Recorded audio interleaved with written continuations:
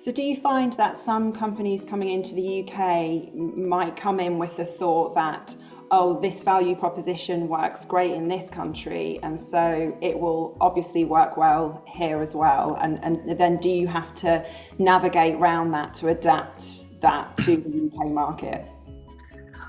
Yeah, agreed.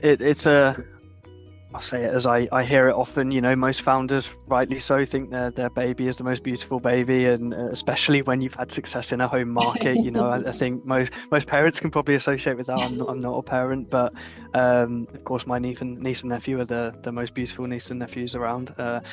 And I think when you get that validation from anywhere, it just fuels that narrative. And particularly then when you're crossing borders, the expectation that, well, we've done this here, so it must work there, it is often the case. The NHS, again, using that as an example, is then even more complicated in many ways in that, as we know, it's not one NHS, it's at least 42 ICBs, it's 1,250 primary care networks, it's 6,500 GP practices, and it's hundreds of thousands or whatever of staff members and close on 60, 70 million patients. So, it's tricky, and that's without looking at primary, secondary, tertiary care, without looking at social care and the mental health trusts and all of the other fractional elements that sit with it. So to think that you can just bring something from a system, and it tends to be, countries that are quite uniform. A lot of the Nordic countries, for example, are a good example of this. It's quite a one-dimensional population in many ways and lacking diversity.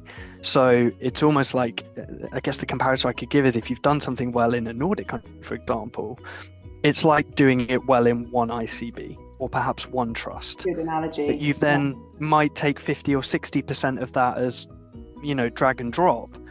You still need 30 to 40% differentiation, localization for every single UK contract you win. And people are just not used to that. They're not used to customer success, mobilization, implementation.